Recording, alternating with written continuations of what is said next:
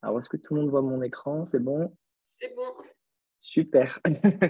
Ben, bonjour à tous et à toutes. Merci en tout cas d'être venu à ce webinaire donc, organisé par l'Agence bretonne de la biodiversité et l'Association des techniciens de bassin versant breton.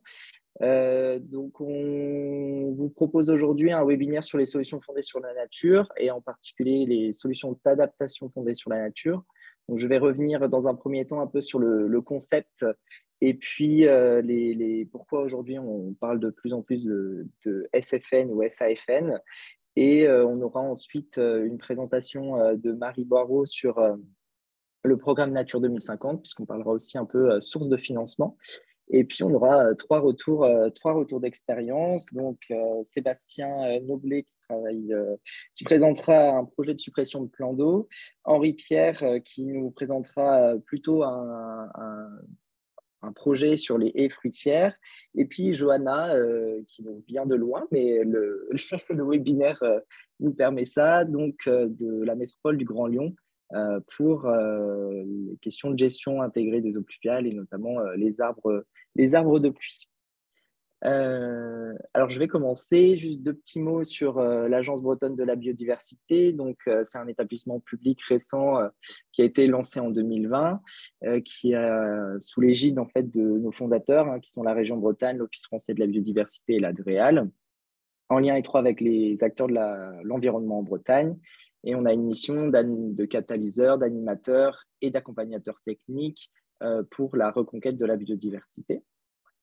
Et donc, on a une offre d'accompagnement aujourd'hui pour les porteurs de projets, que ce soit un accompagnement collectif, donc plusieurs projets bénéficiaires, par la mise en œuvre de travaux collectifs, des groupes de travail, de la communication, partage des informations, et puis une partie événementielle de montée en compétences des porteurs de projets par des ateliers, des journées techniques, des journées d'échange, des formations ou encore, comme aujourd'hui, des webinaires.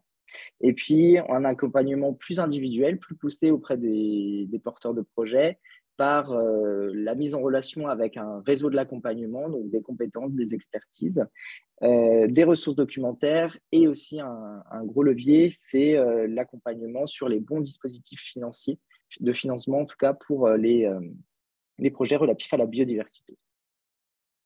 Alors, sur le concept de solution d'adaptation fondée sur la nature, donc c'est un concept qui est assez récent, mais vous allez le voir, il émane quand même depuis longtemps. Donc, en fait, il fait le lien entre la question du changement climatique et l'érosion de la biodiversité, puisque le changement climatique, c'est l'une des 5 causes majeures de l'érosion de la biodiversité. Donc, cette érosion de la biodiversité, elle a un impact sur le climat et les changements climatiques ont des impacts sur la biodiversité. Donc, il y a vraiment cette boucle de rétroaction qui se fait entre ces deux sujets. Le changement climatique, aujourd'hui, on en parle de plus en plus et c'est important. On a des vulnérabilités sur le territoire breton, donc que vous connaissez bien. On l'a vu cet été sur les territoires urbains avec des vagues de chaleur qui sont de plus en plus intenses, avec des îlots de chaleur aussi conséquents, donc avec des risques pour les biens et les personnes, en particulier les personnes fragiles.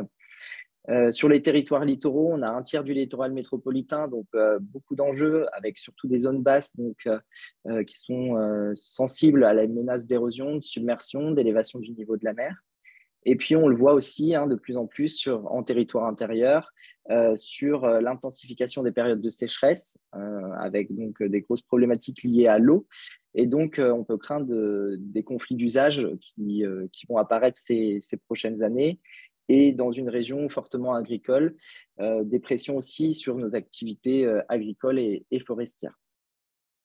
Donc, pour faire face à cela, il y a 2 voies d'action qui sont indispensables et complémentaires. C'est comment aujourd'hui on évite l'ingérable par l'atténuation du changement climatique, donc par comment on diminue nos émissions de gaz à effet de serre, et puis comment on va gérer l'inévitable, puisque les impacts du changement climatique sont déjà présents et vont s'intensifier ces prochaines années, donc sur des démarches d'adaptation à tous les niveaux. Donc, le concept de solution fondée sur la nature, il a été formalisé par l'Union internationale pour la conservation de la nature en 2016, mais c'est un concept qui a pour vocation d'être un concept englobant, d'avoir un langage commun et partagé entre tous, Et donc, derrière ce concept-là, on met des pratiques en fait, qui sont existantes, que vous connaissez, que vous utilisez, les solutions vertes, la nature en ville, l'agroécologie, l'agroforesterie, les services écosystémiques, mais vraiment avec une réponse renforcée aux différents risques.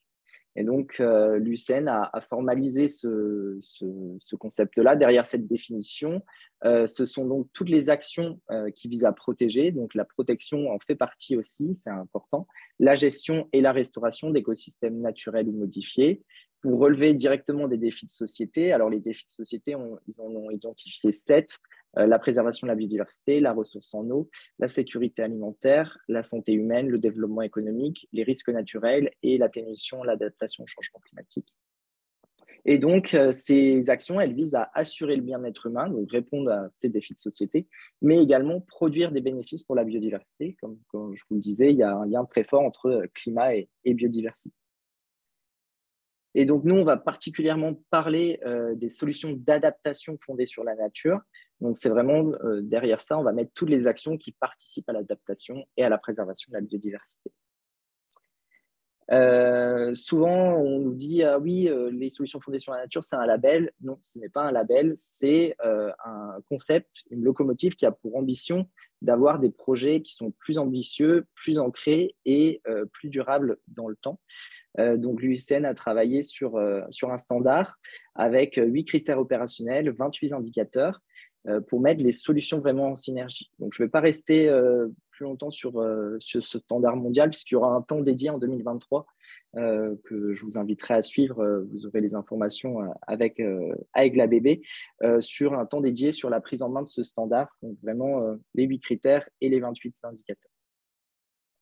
Et donc, derrière le concept de solution fondée sur la nature, c'est comment on part d'un territoire, donc ici en l'occurrence un bassin versant, qui est très soumis, on va dire, aux risques, aux vulnérabilités du changement climatique sur ces différents milieux. Et donc, comment, grâce aux solutions fondées sur la nature, on va avoir un territoire beaucoup plus résilient, plus adapté et ancré en fait dans les problématiques actuelles, tout en préservant la nature, ses services et la biodiversité.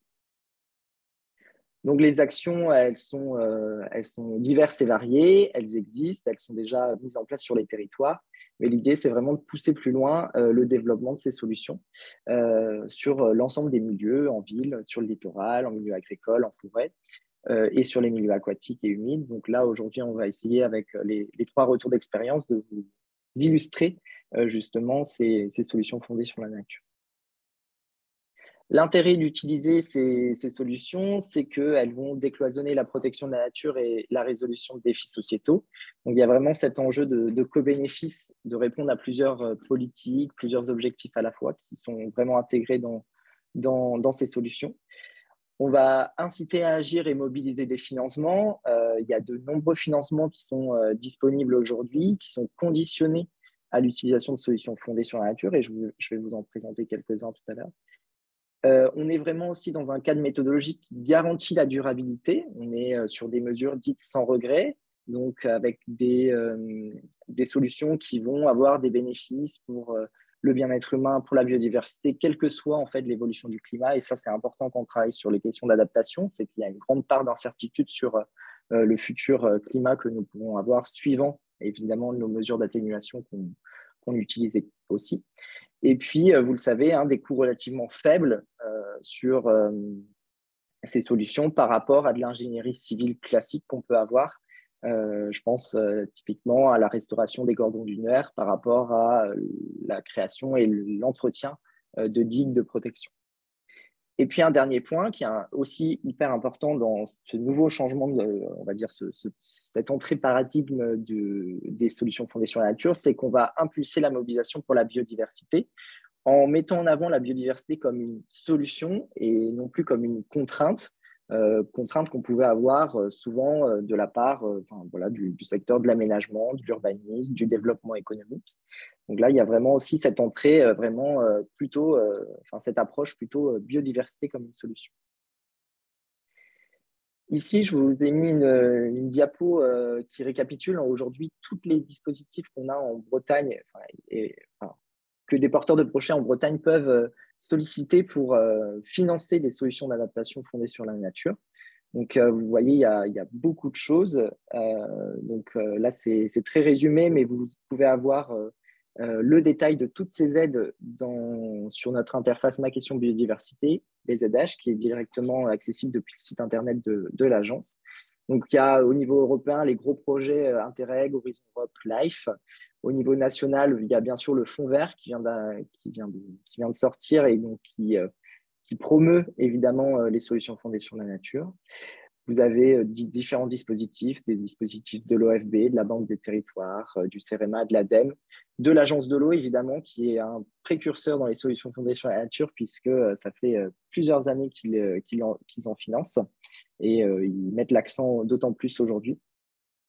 Et puis, au niveau régional, vous avez des dispositifs aussi, notamment FEDER, qui promeut les SAFN, notamment le FEDER Adaptation au changement climatique, donc avec un budget de 11 millions d'euros sur la période jusqu'en 2020-2027. Donc voilà, très intéressant. Et puis au niveau départemental, vous pouvez aussi avoir des dispositifs d'accompagnement de ces solutions. Et puis un dernier point, au niveau des fondations, il y a aussi des possibilités de cofinancement avec ces grands financeurs publics. Donc, au niveau des fondations, vous avez notamment le programme Nature 2050 que Marie va vous présenter juste après. Juste un petit mot dans le cadre de la mission et de l'animation régionale sur les SAFN en Bretagne. Je fais partie d'un LIFE intégré artisan et Johanna vous en parlera aussi tout à l'heure. Donc un programme donc artisan, c'est un acronyme qui signifie accroître la résilience des territoires par l'incitation aux solutions d'adaptation fondées sur la nature et qui a pour objectif de déployer les SAFN dans le cadre de plusieurs stratégies et politiques, notamment le plan biodiversité et le plan national d'adaptation au changement climatique. Et donc, il y a 28 partenaires associés. Et petite particularité pour la Bretagne, on a une convention spécifique en fait avec la région Bretagne et l'OFB pour travailler sur cette mission de déploiement des SAFN. Et donc, le LIFE intégré artisan, jusqu'en 2027, on a pour objectif de déployer les SAFN à plusieurs niveaux, à la fois à l'échelle nationale. Donc, il y a un réseau national qui s'est mis en place, notamment autour du Centre de ressources de l'adaptation au changement climatique, donc le CRAC, de l'appui aux acteurs, que ce soit dans la formation, que ce soit la formation initiale ou continue, sur la mobilisation des filières économiques, sur le cadrage réglementaire également, et puis sur le volet communication, sensibilisation, notamment avec des kits de sensibilisation, d'animation auprès des élus.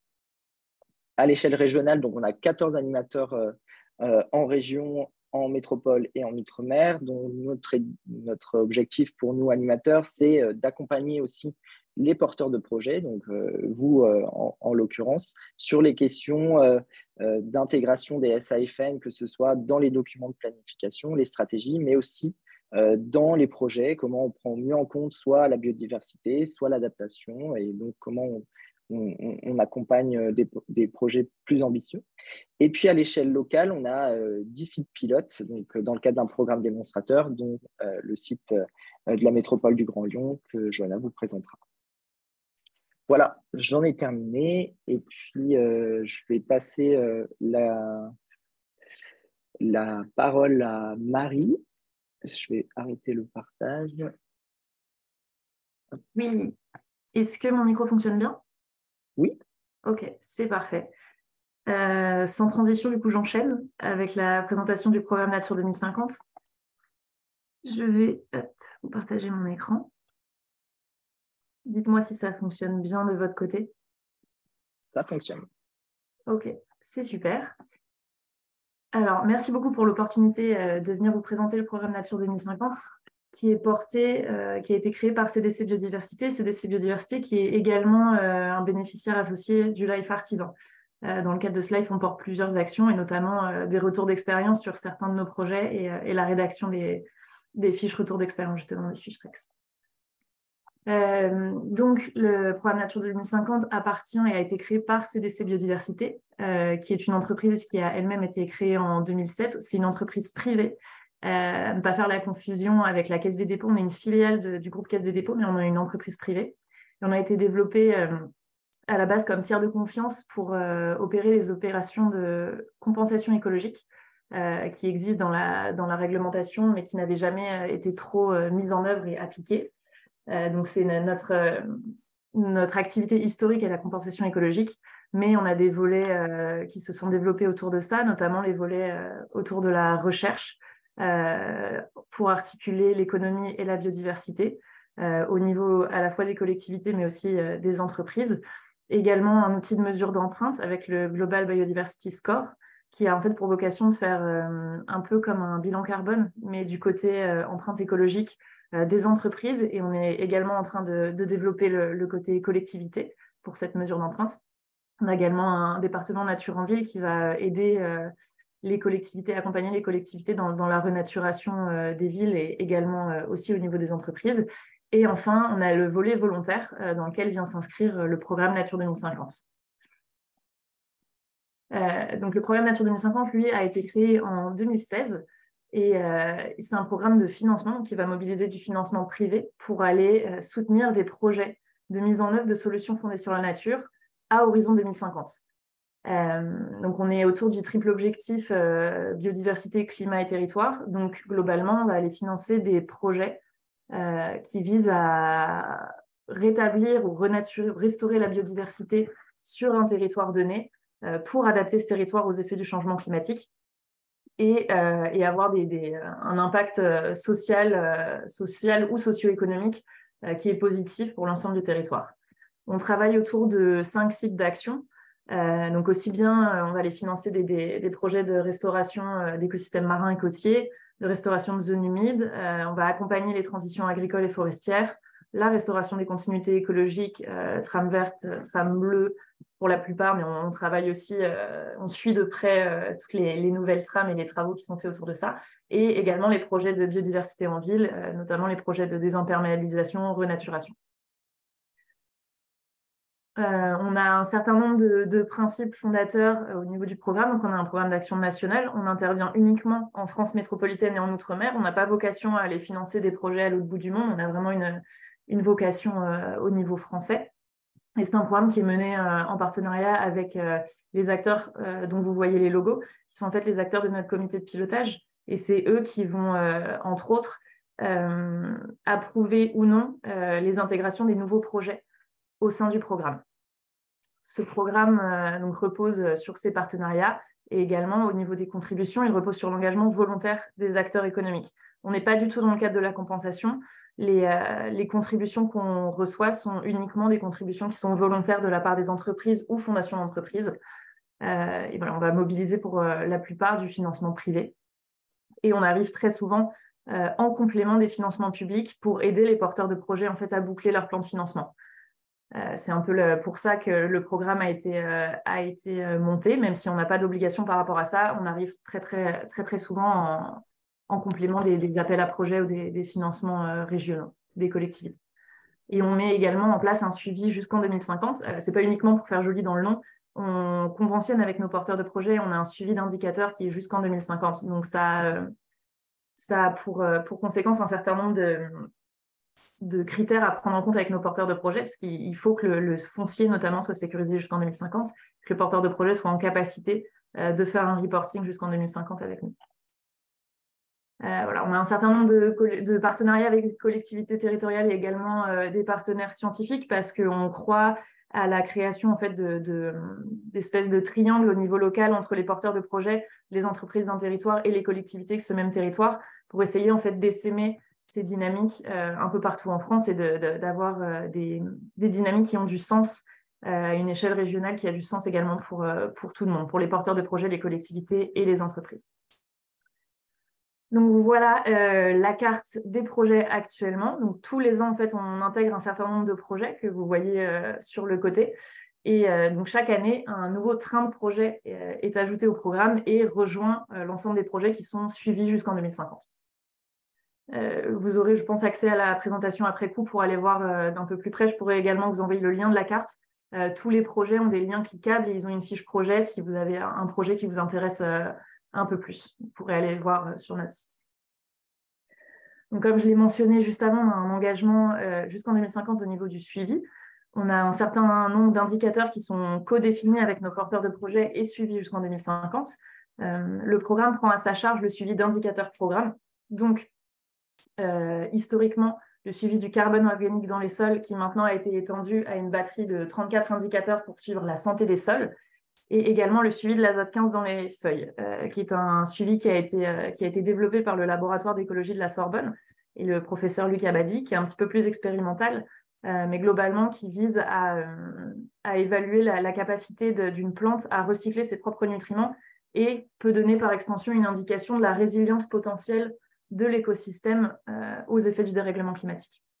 Ça, ce sont nos deux indicateurs qui sont pris à la charge du programme suivi par un prestataire. Dans les écosystèmes, bien sûr, où ça a du sens. Par exemple, le suivi du carbone organique dans les sols n'a pas de sens au niveau des zones humides et au niveau côtier. Donc, on va le faire sur tous les projets pour lesquels c'est applicable.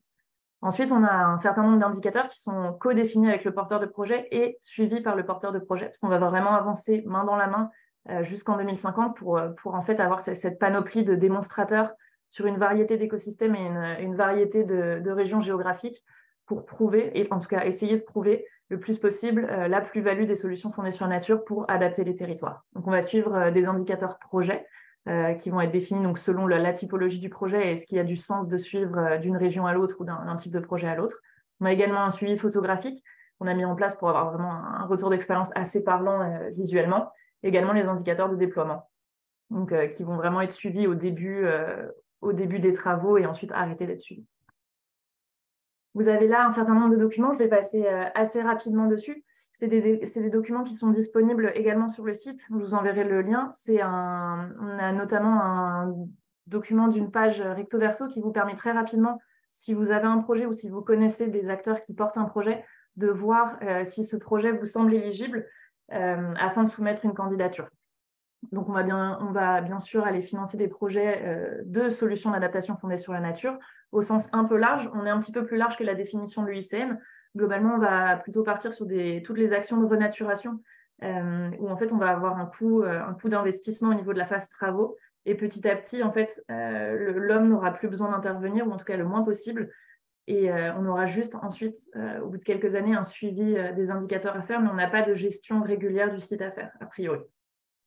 Nature 2050 va arriver sur les dépenses d'investissement, donc plutôt sur la phase travaux. On n'est pas du tout dans le cadre de la réglementation, donc de la compensation réglementaire. On arrive très souvent, comme je vous l'ai dit, en cofinancement des financements publics. Ce n'est pas exclusif et ce n'est pas un critère obligatoire, mais voilà, on est quand même dans une dynamique où on intervient à plusieurs financeurs et on a une dynamique de pot commun autour d'un projet. Et on a également donc, une sécurisation des aménagements jusqu'en 2050 et la mise en place d'un dispositif de suivi d'évaluation. Donc, on a plusieurs allers-retours avec le porteur de projet. Il y a un certain nombre de documents à remplir, mais on essaye de faire ça assez léger et on peut se baser notamment sur les documents qui sont par ailleurs déjà remplis par le porteur de projet pour les appels à projets, le fonds vert, les agences de l'eau, voilà, pour les autres financements qu'il peut mobiliser. Et la dernière étape, en fait, avec le porteur de projet, c'est qu'on présente et on soutient ce projet au niveau de notre comité de pilotage. Par la suite, si le comité de pilotage valide ce projet-là, on va pouvoir conventionner avec le porteur de projet. Voilà, je ne vais pas rentrer dans le détail des retours d'expérience parce qu'il y en a juste après, mais on a un certain nombre de projets qui sont portés notamment par des syndicats mixtes ou par des associations qui portent autour, pour la plupart, c'est du reméandrage et de la restauration de cours d'eau. C'est sur une variété d'écosystèmes assez différents, avec des problématiques de sécheresse ou au contraire d'inondation qui sont propres à chaque territoire. Voilà, tous ces liens sont cliquables, donc je vous laisserai après coup aller voir si ça vous intéresse de plus près. Et voilà pour le contact, sachant qu'on a également une page au niveau de la plateforme Aide Territoire que je pourrais vous partager aussi, qui redétaille un petit peu plus les conditions et les critères. Et ensuite, pour toute question sur le programme, vous avez mon adresse mail. Et pour soumettre une candidature, c'est l'adresse nature2050@cdcbiodiversité.fr. Donc voilà, c'est bon pour moi. J'arrête mon partage. Merci beaucoup, Marie. Alors, je vois qu'il y a des questions dans le chat. Je vais essayer d'y répondre. Alors, est-ce qu'on teste Sébastien ou on va plutôt sur Henri-Pierre? Je ne sais pas, Sébastien, si tu es prêt, on peut y aller. Normalement c'est bon. Ça On va va? essayer. Ouais. Ok, je te laisse partager ton écran, Luc. Ouais. Ok.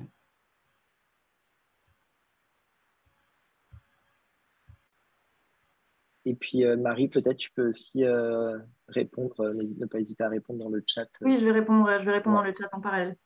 Merci.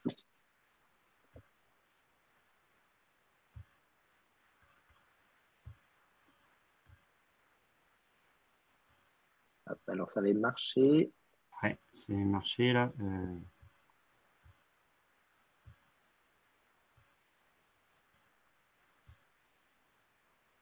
Normalement, c'est bon. Voilà, mais je me vois. Et voilà, super. C'est bon. Et donc, si tu peux mettre en grand écran en bas à droite.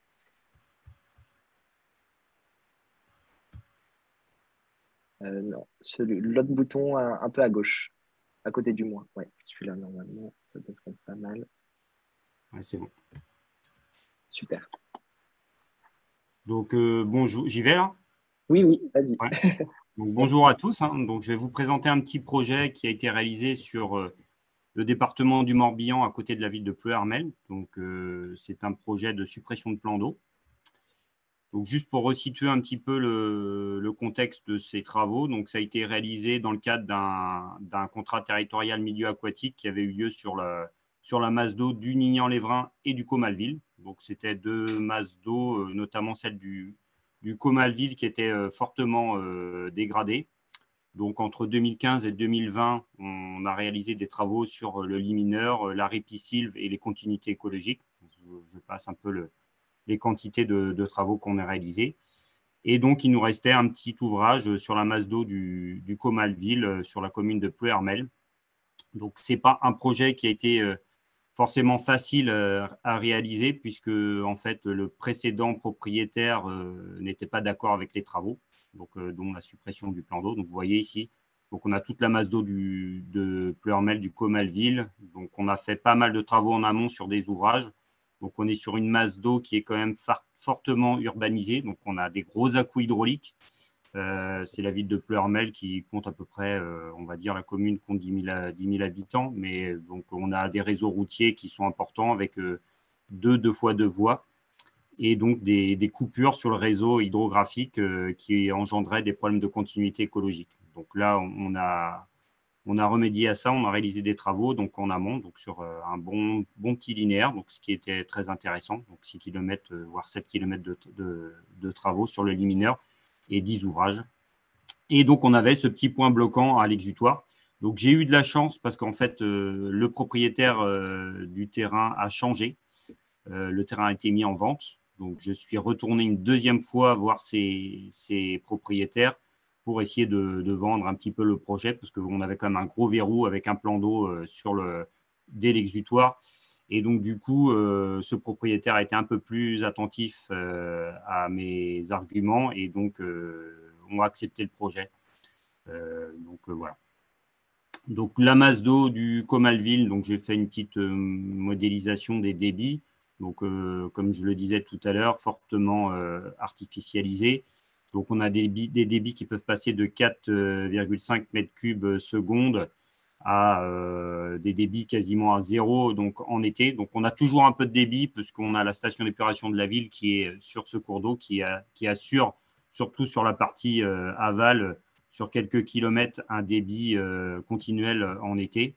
Mais donc, la partie amont, malgré les travaux, donc, lutte un petit peu contre la sécheresse. Donc, cette année, ça a été un peu plus compliqué puisque la plupart des cours d'eau amont étaient secs. Mais donc, on avait toujours ce petit débit en aval qui maintenait une vie dans le cours d'eau. Donc, pour revenir un petit peu à l'historique de la parcelle sur ce lieu, donc en 1875, donc bien sûr, on n'avait pas de plan d'eau.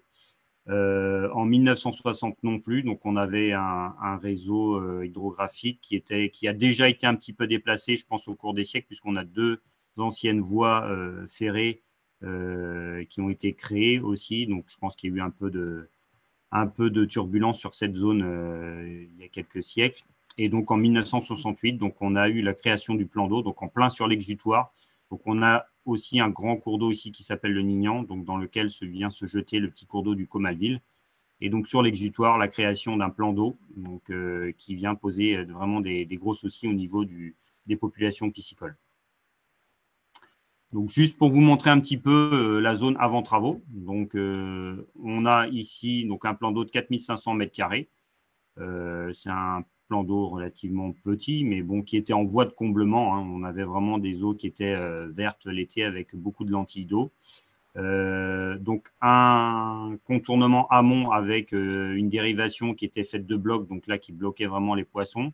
Donc on avait une répartition à peu près 50, allez, on va dire 50-50 entre les débits dans ce bras-là et le débit qui transitait en périphérie du plan d'eau. Donc on était sur une couche ici vraiment de roche-mer avec une pente très abrupte, donc qui limitait le transfert, du moins la continuité piscicole.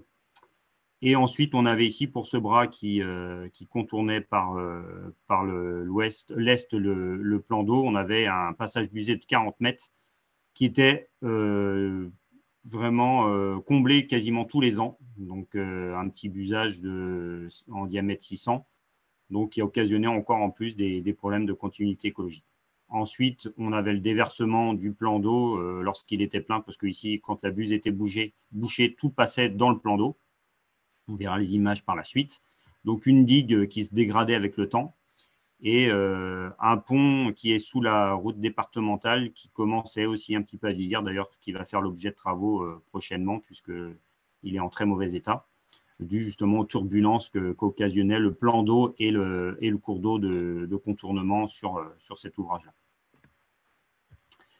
Donc voilà un petit peu en termes d'inondation les soucis qui étaient récurrents depuis quelques années, surtout en période hivernale. Donc là, je vous ai présenté des photos que j'avais prises. Donc ça, c'était en décembre 2019, donc le matin. Donc on avait eu 42 mm dans la nuit du 16-12. Donc un plan d'eau qui était vraiment comblé, la buse totalement bouchée, donc tout passait dans le plan d'eau, donc avec une digue qui menaçait vraiment de s'effondrer. Et une route ici qui était vraiment dégradée avec les années et qui menaçait aussi d'effondrement sur cette partie-là. Donc on avait eu donc quand même un mois d'octobre relativement pluvieux pour notre région, donc 164 mm en octobre 2019 et de novembre 2019 158 mm. Donc des sols qui étaient très, très engorgés en eau.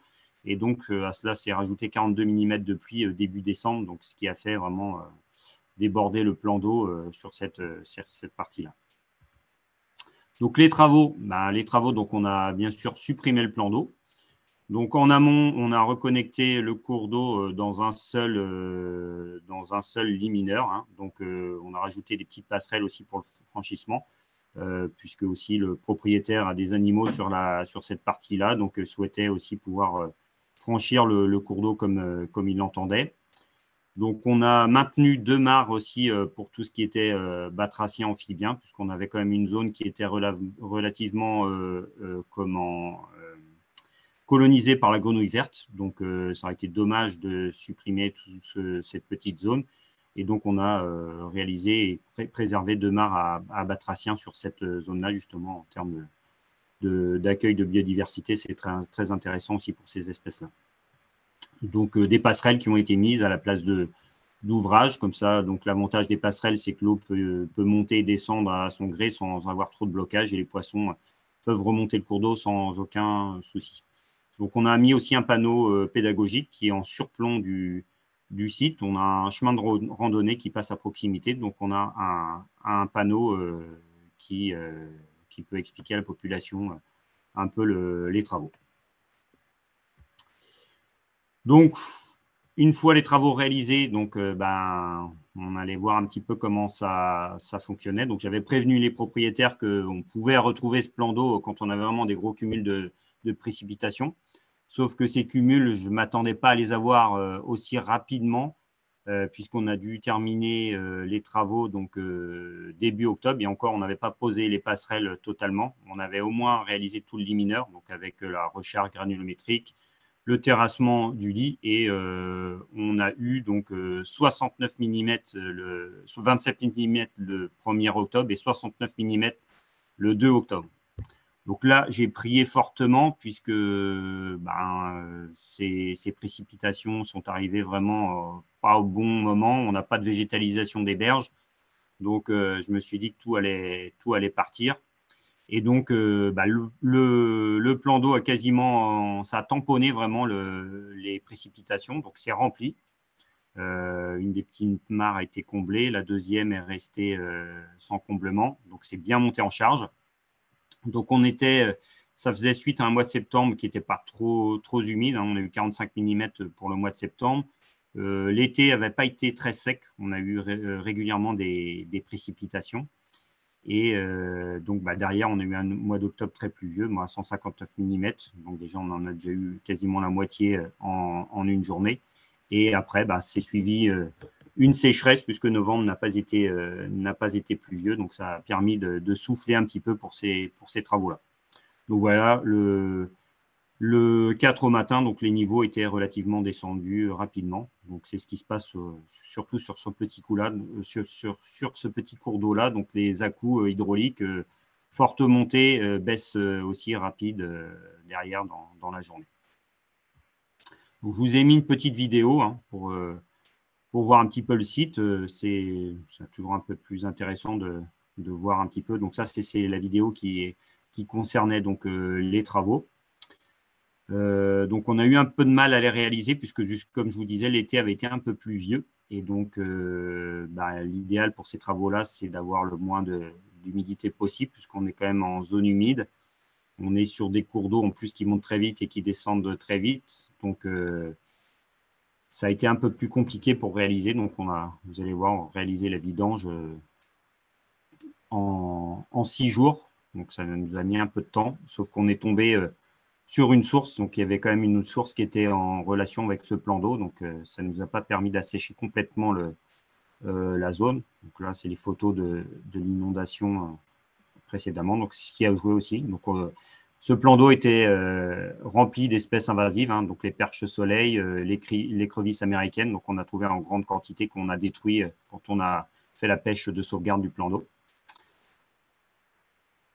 Je vais découvrir. Donc là, c'est un des points qui a aussi fait que le propriétaire ait accepté le projet, puisque donc là, c'était vraiment problématique pour lui, toutes ces inondations l'hiver. Donc le panneau pédagogique qu'on en a mis. Donc ça, c'est la vidange qui a été faite donc, par une pompe. On a aussi travaillé beaucoup sur la coupe de la végétation autour du plan d'eau, parce que c'était aussi, donc il y avait beaucoup de saules. Donc, on a valorisé ça en plaquettes bois de chauffage. Donc là, c'est la pose des passerelles. Donc, donc ça, c'est les travaux terminés. Donc, on a eu des petits soucis, bien sûr. On a eu la reprise à faire, notamment ici, puisque les berges avaient explosé après les 69 mm, mais juste à un petit point. Donc, au final, on ne s'en sort pas trop mal. J'étais assez content du résultat, mais bon, tout était trempé. La végétation n'avait pas poussé. Donc juste avant. L'idéal de ces travaux-là, il faut les faire assez rapidement dans la saison quand on le peut à partir du mois de juillet pour pouvoir avoir une arrière-saison où la végétation se développe et avoir justement ces choses qui peuvent tenir un peu les berges quand on a vraiment des soucis au niveau des précipitations. Donc le propriétaire en était très content en tout cas des travaux. D'ailleurs, il ne pensait pas ce que les résultats auraient donné sur ce site. Donc, j'ai la petite vidéo 16 mois après, en tout cas. Donc, ça, c'est le plan d'eau comblé. Et donc, voilà le résultat final. Donc, nos 2 petites mares, notre tracé en amont et nos méandres. Voilà pour ça. Du coup… en ce qui concerne le bilan financier de ces travaux, donc ça ne nous a pas coûté énormément cher, donc 52 000 €. Si on comprend toute la réalisation du panneau, les pêches de sauvegarde, les libérations d'emprise, donc ça, c'est toute la coupe de bois qui se fait en amont des travaux, les vidanges et donc la mise en place du nouveau tracé, du nouveau linéaire avec l'apport de granulométrie pour bien constituer le fond du cours d'eau. Donc, on en a eu pour 52 000 €. Donc, les financements, c'est l'Agence de l'eau Loire-Bretagne qui a financé ce projet à 80% et le Conseil départemental du Morbihan à 20%. Donc, ça a été réalisé dans le cadre du programme de France Relance, d'ailleurs, qui était le bienvenu puisque nous, le contrat territorial milieu aquatique s'était arrêté en 2020 et le programme de France Relance, c'était pour des financements qui ont été apportés en 2021, donc justement juste en complément de ça, parce que j'avais plus d'argent pour pouvoir réaliser ces travaux-là. Donc, c'était vraiment le bienvenu pour cette période-là. Je reviens. Donc là, je vais vous montrer donc, le résultat 16 mois après les travaux. Donc, on va avoir une belle petite…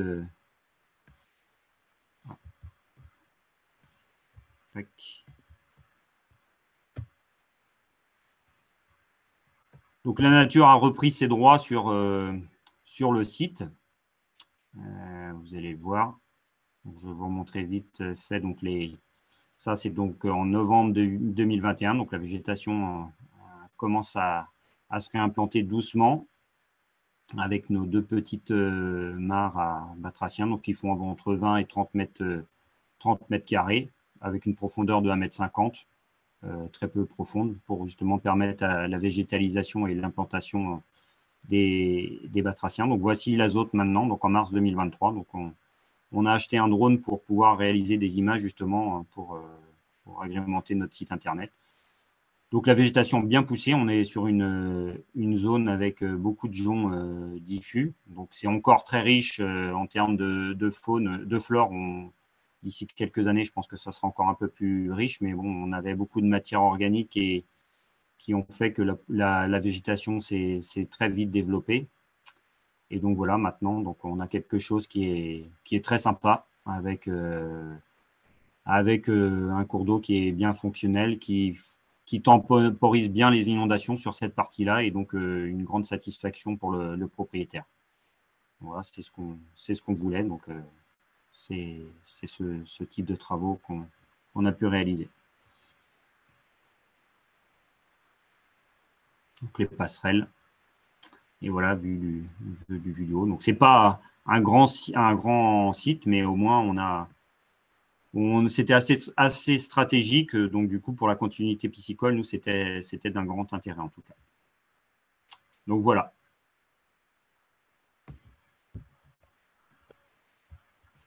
Merci beaucoup, Sébastien, pour cet exemple très illustré. On a eu quelques questions dans le chat. Donc là, on va passer sur un petit temps questions-réponses. Gaël Marmin nous demande concernant les travaux de la voie rapide, avez-vous travaillé avec la DIRO pour améliorer les bassins d'orage? Les bassins d'orage, il n'y en avait pas. Et il n'y en a toujours pas. Ils sont justement… donc moi, de toute façon, sur les ouvrages, on est obligé de demander à la DIRO pour les préconisations. Donc ça, il n'y a pas de souci là-dessus. Mais c'est une 4 voies qui a été construite il y a plusieurs années. Et justement, il n'y a pas de bassin d'orage. Et donc, il y a un projet de création de bassin d'orage. Donc, moi, j'avais en amont aussi réalisé des remises en talweg. Et justement, on a travaillé ensemble parce que j'ai décalé certains travaux par rapport à l'implantation des nouveaux bassins tampons. Mais oui, ça a été fait en concertation. Autre question, toujours de Gaël. Quels outils pour le gabarit du cours d'eau? En tout cas, il mentionne que c'est très joli en termes de sinuosité. Eh ben, en termes de sinuosité, c'est pas forcément ce que j'aurais fait. Mais bon, le problème, c'est que des fois, on est en propriété privée et on doit aussi faire avec les demandes du propriétaire. Donc déjà, c'est pas forcément des travaux qui sont voulus par le propriétaire. Donc, la sinuosité, donc j'ai été obligé de… ça fait un peu tasser par endroit parce que du coup, on avait beaucoup de pentes sur ce petit cours d'eau-là et il ne voulait pas non plus que les méandres lui prennent toute sa parcelle. Donc j'ai été obligé de faire des petits méandres pour casser un peu cette vitesse-là. mais on n'avait pas de données. J'ai regardé sur les anciennes photos aériennes, et donc on avait déjà un cours d'eau qui était très, très rectiligne. Mais moi, ce n'est pas ce que je souhaitais parce qu'on avait vraiment des grosses mises en vitesse. Donc, j'ai essayé de faire en fonction de l'humidité qu'on avait dans le sol et j'ai essayé de retrouver les marques un petit peu d'humidité pour retrouver un petit peu de méandre. Voilà. C'est là-dessus que je me suis basé, quoi. Ouais. On passe souvent l'hiver. Moi, c'est ce que j'aime passer avant l'hiver pour essayer de retrouver un peu les endroits où on a un peu plus d'eau à passer pour justement essayer de jalonner et puis refaire ces tracés par la suite. Ok, merci. Et dernière question de Gaël, c'est est-ce qu'il y a la présence d'écrevisses à pattes blanches sur le reste du linéaire? Non, il n'y avait pas la présence. Et ce qui était étonnant, c'est qu'on avait fait des pêches, des indicateurs en amont. On n'avait pas trouvé l'écrevisse donc américaine. Donc, elle n'était pas sortie de ce plan d'eau. Et du coup, quand on a vraiment vidangé le plan d'eau, on était étonné de trouver de très grosses écrevisses en plus et en nombre assez important dans ce plan d'eau-là. Donc, c'est étonnant qu'elle ne soit pas sortie plus tôt, parce que c'est un plan d'eau qui est là depuis déjà plusieurs années. Mais non, on n'a pas de patte blanche sur le secteur. Okay. Et autre question sur la faune, Henri Pierre nous demande, au niveau du suivi poisson, cela donne quoi? Et ben, le suivi de poissons, donc je n'ai plus de budget pour faire le suivi. C'est ça qui est un peu dommage des fois dans les contrats territoriaux, c'est qu'on a des suivis sur quelques années. Donc ça, c'est un projet qui était en dehors d'un CTMA. Et donc, j'ai quand même demandé cette année à faire un indice anguille avec la Fédération de pêche du Morbihan. Donc, on a réalisé un indice anguille sur cette zone-là. Et donc, on a trouvé pas mal d'anguillettes. Donc, c'était assez satisfaisant. Donc, on verra avec les années ce que ça va donner. Donc, après, c'est vraiment un indice sur c'était sur une cinquantaine de mètres. Mais en tout cas, l'anguillette était déjà présente. Quand on a fait les pêches de sauvegarde, les anguillettes étaient présentes, mais elles étaient bloquées sous la cascade qui était réalisée sous la roche-mère. Donc là, du coup, elle est passée dans le linéaire. Donc, c'est intéressant. Mais voilà, j'aimerais bien un petit suivi plus tard en amont pour voir un peu si la truite fario est revenue. Donc, on essaiera de le faire d'ici quelques temps. Ouais. Ok, merci Sébastien. Alors, il n'y a plus de questions dans le chat, mais en tout cas, n'hésitez pas à réagir, à poser des questions sans souci. On va enchaîner du coup avec la présentation d'Henri Pierre. Donc, je te fais le partage, Henri Pierre. Ouais. Et puis Est-ce que vous me recevez là? Oui, on t'entend bien. Bon, très bien. Merci. Donc, tu me diras quand passer. Je vais te donner ça. Ouais. Donc, on va aborder les fruitières en milieu agricole. Donc, moi, Henri Pierre, beaucoup d'entre vous me connaissez. Hein, je suis à la communauté de communes de Couesnon en Marche de Bretagne. Je suis en charge du développement du territoire et de l'agroécologie, avec 5 gros thèmes du travail. C'est les espèces invasives, la gestion des bords de route et des espaces verts, la gestion durable. Il y a la partie fruitier, la partie biodiversité et la partie agroécologie. Donc voilà, on va pouvoir avancer tranquillement. Voilà. Alors moi, c'est mes cartes de travail. Voilà, on a ces cartes de trame verte et bleue, avec en violet la partie bocage, sur laquelle s'inscrit la réflexion de la Bretagne, et la partie jaune qui est le couloir de migration des oiseaux. OK. Voilà, suivant. Ouais, donc voilà, on a fait tout un travail sur les trames vertes et bleues sur le territoire. Et la question que je me suis posée quand on a fait tout ce travail, c'est tout ce qui est en vert, ce sont les continuités écologiques. Mais donc tout le monde était un peu content de ce travail-là, mais moi, j'étais pas du tout content parce que je leur disais à tous mes collègues, à tous ceux qui ont travaillé sur ce projet-là, en gros, je voudrais voir tout en vert. Donc, ça mène une réflexion derrière. On va continuer. Voilà. Il y a aussi un travail qui a été fait sur les vergers, parce qu'on va aborder le sujet des vergers, des fruitiers. Donc, on a fait une étude sur l'évolution des vergers de 1950 à 2017. On a regardé un peu ce qui existait. Donc, pour ce travail, on a fait puisqu'autrefois, notre territoire, c'était un territoire où on produisait beaucoup de cidre qui partait vers Paris, vers Fougères, vers Rennes. Avec voilà, donc tout le territoire était couvert de vergers Et donc, vous voulez savoir un peu ce qu'il en était et où se situaient encore les vergers. Hein. Donc, pour ce faire, on a créé, je ne l'ai pas mis sur le PowerPoint, mais on a créé une appli avec un développeur et mon collègue qui est sigiste et avec une stagiaire. On a travaillé sur la création d'une appli qu'on a mis sur les téléphones et sur les tablettes pour pouvoir aller sur le terrain et cartographier tout ce qu'on voulait, quoi. Donc, on peut dire qu'en gros, la plupart des vergers, c'était du haut de tige. Hein. Ce qui reste sur notre territoire, c'est du haut de tige. Et il reste qu'à peu près 1% de ce qui existait par rapport à 1950. Alors, on peut avancer. Donc, le constat chez nous, c'est qu'on a des vergers qui sont vieillissants et qui disparaissent. On avait remarqué aussi une non-valorisation des pommes, c'est-à-dire que les pommes de ces vergers restaient au sol, c'était complètement abandonné. Et une autre particularité sur le territoire, c'est que lors de la création de la 84, l'autoroute, il avait été décidé de faire des vergers conservatoires. Donc, sur la 84, le long de la 84, il y avait 7 vergers qui ont été créés et qui étaient abandonnés. Quand je suis arrivé sur le territoire, j'ai découvert ça et je dis c'est un peu malheureux de laisser tout ça abandonné. On va tout reprendre puisque l'entretien des vergers se faisait par l'entretien de l'arbre devait se faire par les mordus de la pomme et voilà, et le sol était entretenu par les responsables, du moins l'équipe technique de la 84. Ces vergers donc étaient abandonnés. Je dis c'est quand même vraiment dommage et il faut retravailler tout ça. Et en échangeant avec la directrice, elle me dit oui, mais il faudrait qu'on donne ça, toutes ces pommes, il faut qu'on les donne au Resto du Cœur, etc.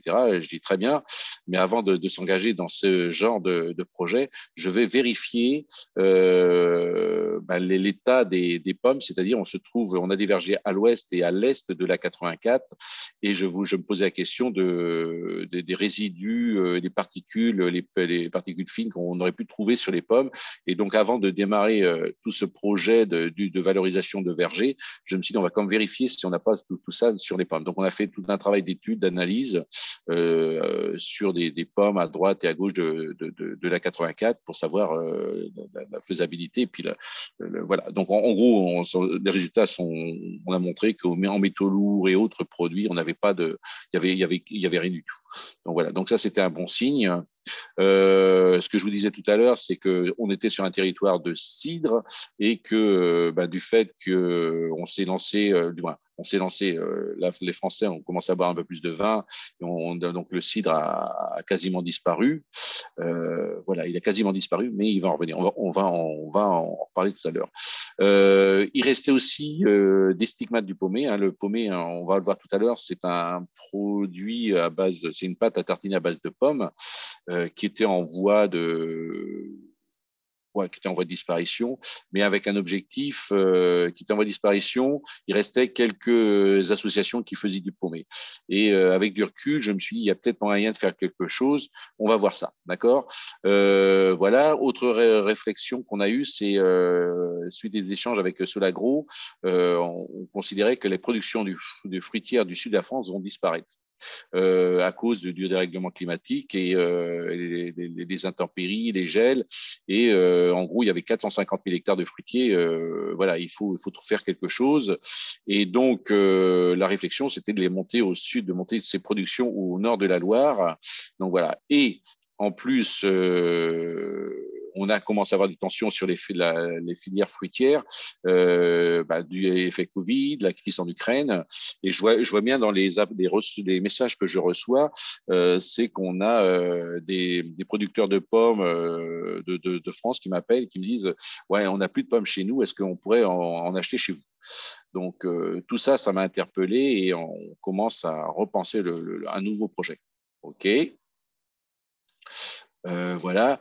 Alors là, la première opération, c'était donc ça a été d'implanter l'idée, c'est d'implanter donc ce que je vous disais des fruitiers au nord de la Loire, valoriser ces productions locales en les amplifiant, c'est-à-dire que il faut engager un processus territorial pour optimiser les productions de pommes.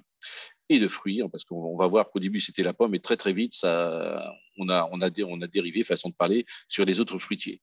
Et animé tout azimut, c'est-à-dire qu'aujourd'hui, moi, j'anime au niveau des plantations, j'anime au niveau des greffages, des tailles, et on a mis un certain nombre d'opérations en place, parce que c'est vrai que dès qu'on fait des opérations de ce type-là, on est, voilà, pour les tailles, j'ai presque 100 personnes à chaque animation. Le greffage, alors le greffage, j'ai changé de méthode. Avant, je faisais une démonstration de greffage et j'ai changé de méthode. On part sur des greffages à la carte. C'est-à-dire que les gens m'appellent, ils s'inscrivent et je les emmène pendant ils vont voir un greffeur professionnel et ils travaillent avec lui pendant 1 heure ou 2 heures. Le problème, c'est que ça marche trop bien qu'aujourd'hui, j'ai plus de 50 demandes de greffage et je vais être obligé de changer de méthode pour répondre à cela. Donc, je suis en train de réfléchir à avoir des ateliers de greffage en été, de tests, d'expérimentation avant les périodes de greffage au moment du printemps. OK. Ok. Gestion d'un projet verger. C'est vrai que moi, je reçois beaucoup d'appels de collectivités, de particuliers, d'entreprises qui me disent on veut mettre un verger chez nous et voilà. Donc j'ai dit ok. Alors on va reprendre tout et souvent je leur dis qu'est-ce que vous voulez faire du fruit? Comment vous allez le valoriser? Est-ce que vous allez faire de la compote, de la pomme, de la pomme à couteau? Est-ce que c'est pour manger? Est-ce que c'est pour faire de la confiture, de la compote? Est-ce que c'est pour faire du paumé, etc. Donc, la valorisation du fruit, il faut avoir une bonne approche derrière tout ça. Ensuite, il y a la récolte du fruit, hein, parce qu'on dit, voilà, qui c'est qui va récolter le fruit? Comment il va être récolté? Voilà, est-ce que ça va être à la main, avec une machine? Est-ce que ça va être une corolle? Est-ce que ça va être avec une machine qui fonctionne, qui ramasse les fruits au pied du sol? Voilà. L'entretien du fruitier, la même chose, on est dans cette réflexion parce que quand on va planter un fruitier, mais le problème, c'est comment on va le gérer derrière. C'est-à-dire que moi, j'ai 2 étapes. C'est bon, je vous ai parlé de la valorisation, mais j'ai l'entretien du fruitier. C'est-à-dire que qui c'est qui va faire l'entretien, comment ça va être fait, et est-ce que les gens sont bien formés. D'accord? Alors là, on est sur l'arbre. Quand je parle du fruitier, on est parti du fruit, on redescend vers le fruitier, c'est l'arbre en lui-même, hein, c'est sa gestion, comment on va le gérer. Donc voilà, l'arbre, comment je le taille, comment je vais optimiser sa production, etc. Ensuite, j'aborde aussi, je me suis rendu compte qu'il y a la gestion du verger. Est-ce que le verger, donc j'ai un certain nombre de fruitiers d'arbres dans mon verger, comment je vais le gérer, ce verger? Est-ce que je vais mettre des animaux dessous? Est-ce que je vais faire du foin? Est-ce que je broie tout et je laisse sur place? Que beaucoup faisaient, c'est-à-dire qu'ils broyaient l'herbe et ils laissaient sur place. Là, actuellement, je suis parti sur l'utilisation de motofaucheuses et de gyrobroyeurs, pas de gyrobroyeurs, mais d'outils de faux. Hein. Parfois, dans un petit verger, hein, j'utilise la faux. Voilà, donc avec les formations qui vont derrière. Et donc, on est parti de l'arbre, du verger. Alors, la gestion du verger aussi, hein, on va le voir tout à l'heure, c'est l'installation d'auxiliaires du verger, c'est-à-dire on va installer des nichoirs, des abris à insectes, on va gérer autrement ce verger. Et du fait dans le cadre de l'AOP que l'on est en train de mener, je vais vous expliquer ça tout à l'heure, il y a aussi la partie gestion durable des abords du verger, parce que derrière, moi, je vais avoir besoin de pollinisateurs, et il faut que autour de moi, autour des voiries, autour des parcelles agricoles, j'ai une gestion vraiment durable du dossier, quoi. OK.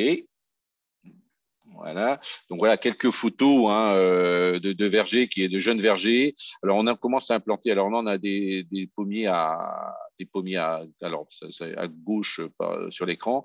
On a des vieux vergers. Et là j'ai commencé à avoir des gens qui me disent nous on veut renouveler. Donc souvent on installe des porte-greffes et on va chercher des greffons dans l'arbre qui sont à côté. Hein. D'accord. On a avec les différents partenaires, on commence à installer des nichoirs, des nichoirs à chouette chevêche. Avant, j'installais des nichoirs à chouette chevêche, je les installais dans les arbres un peu partout.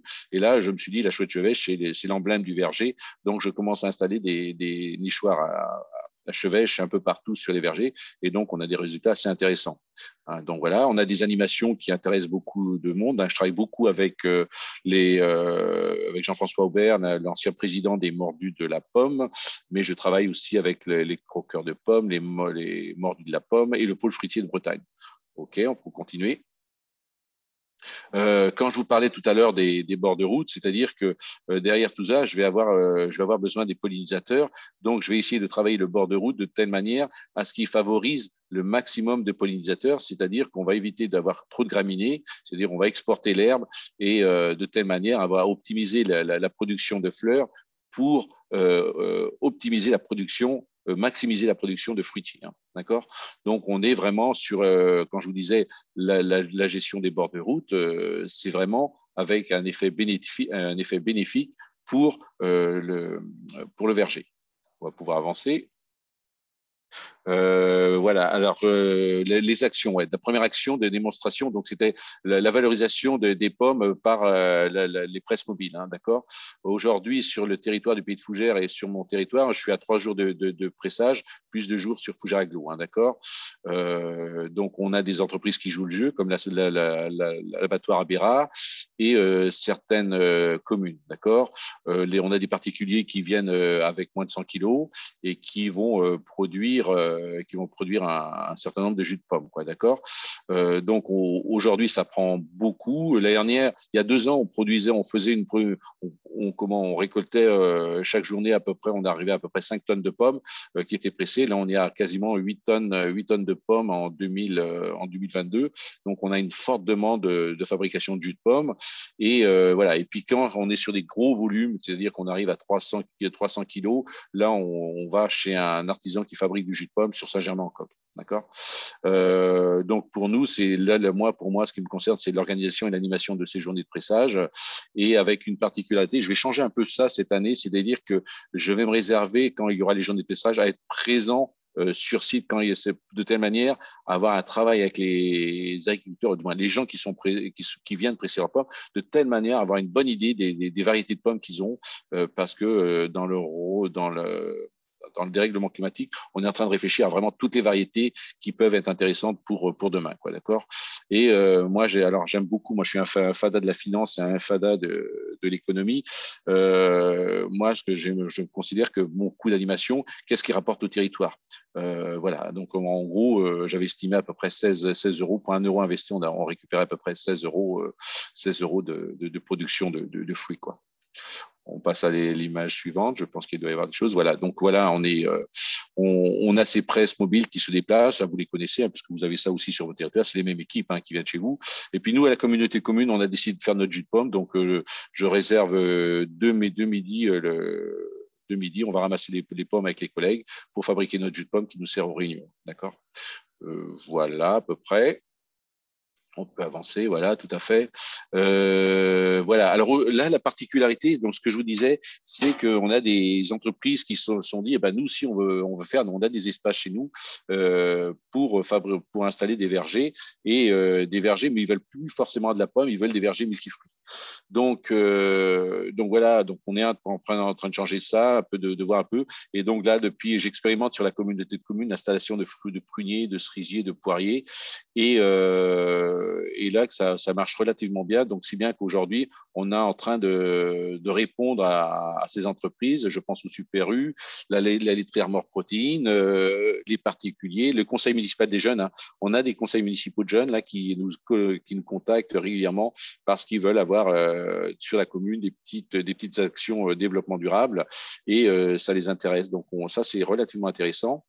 Et puis, alors moi, c'est ce que je vous disais, hein, c'est les partenariats sur cette gestion des vergers qui est importante, parce que à un moment donné, on ne peut pas être partout, et je me suis dit, il y a un réseau, on va réseauter au maximum, et on va faire avancer les affaires, quoi. Donc il y a 8 jours, on a fait une opération de greffage. Là, c'était Armor Protein, au niveau des photos là, et il y a une trentaine de participants, et puis en plus ça se finit par un bon repas plein air là, bien arrosé, Donc voilà, donc l'aspect travail le samedi matin, le week-end, qui est aussi important pour être au plus près de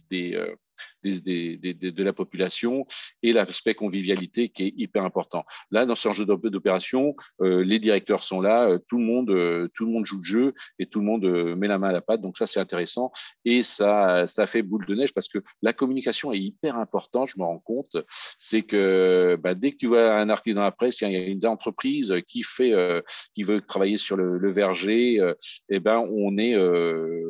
on part là-dedans. Et là, le travail qui est fait avec Armor Protein, c'est assez intéressant parce que demain, on teste des choses et demain, on va certainement envoyer des messages vers les agriculteurs pour implanter des fruitiers en paddock. Puisque on commence à installer avec certains agriculteurs des linéaires de fruitiers et de telle manière à ce que, et en paddock, de telle manière à ce que les animaux, les vaches passent soit dans certaines parcelles et puis à un roulement là, quelques jours après ils sont sur une autre parcelle et voilà. Donc on est vraiment en train de travailler toute cette approche et le fait de travailler avec des laiteries, avec avec l'abattoir ou le Super U, les gens sont interpellés, ils voient des choses, ils voient des gens travailler sur des vergers qui sont relativement visibles des routes et des parkings, si bien que demain, on va amplifier le mouvement, quoi. On peut avancer. Ouais. Alors, sa troisième action, c'est le gros projet qu'on pilote à la Comcom, là, c'est la création d'un AOP paumé sur le Couesnon, d'accord. Donc, sur le territoire, je vous ai expliqué qu'on avait cette pâte à tartiner à base de pommes qui est le beurre du pauvre. Le beurre du pauvre, c'est en gros, pendant les périodes de crise alimentaire, pendant des siècles, les gens